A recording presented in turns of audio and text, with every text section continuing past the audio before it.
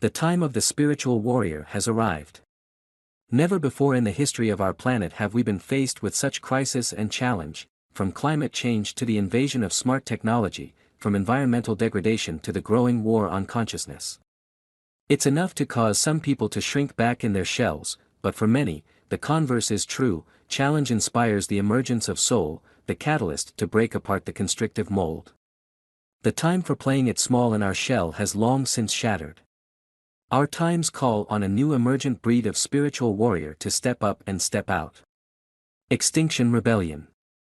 I was greatly heartened recently by Extinction Rebellion's full-on but peaceful protests that brought the City of London to a standstill for a week.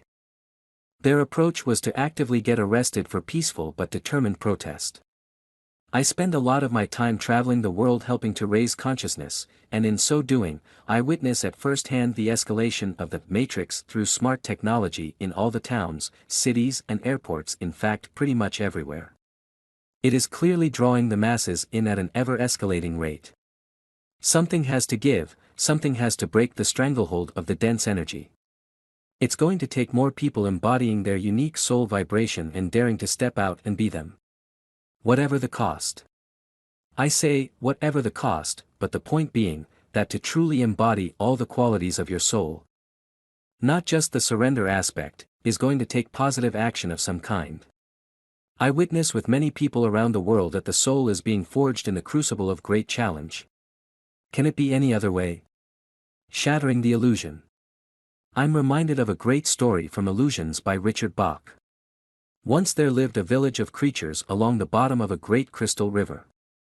The current of the river swept silently over them all, young and old, rich and poor, good and evil, the current going its own way.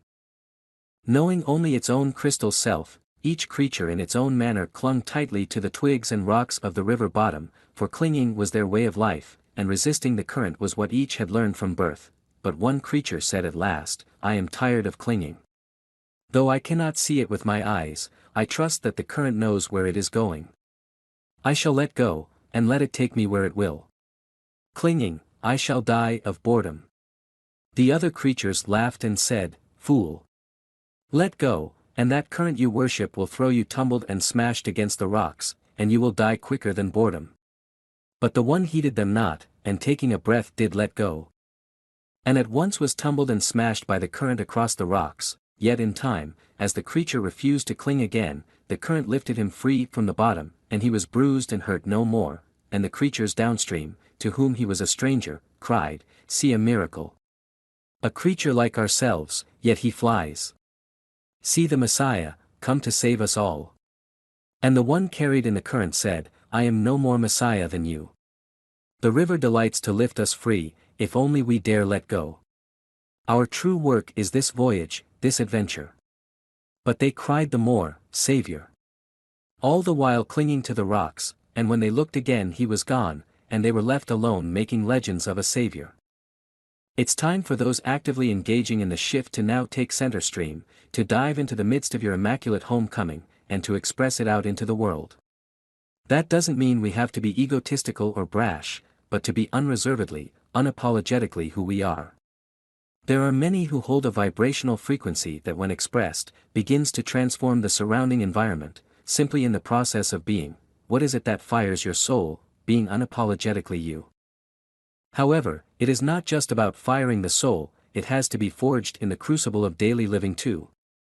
That will certainly mean being authentic in your relationships, being honest and true about how you really feel.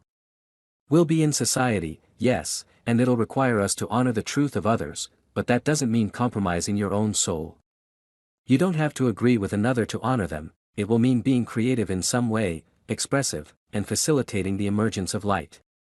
A very positive transformation that's also happening in society right now is the increased acceptance of diversity, in culture, race and gender.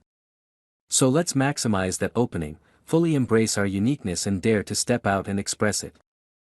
It is truly remarkable how the embodiment of authentic soul frequency can have such a dramatic effect on our lives and life around us. But certainly don't be put off if many don't yet get it. Look for the positive feedback loops and let them animate your being, the smile on a person's face, the knowing twinkle in the eye, or else in synchronicity through the call of a bird, the words in a song or the sign on a billboard. At heart we are all spiritual warriors. The times are challenging for sure. But the spiritual warrior is forged in the crucible of great challenge. At heart we are all warriors in our own unique way, and never before in human history has there been such a need. Such a compulsion, for the aligned warrior spirit to arise. So what is it that fires your passion? How can you be more true to authentic expression? What can you be creating in alignment with the divine as we shift to higher consciousness?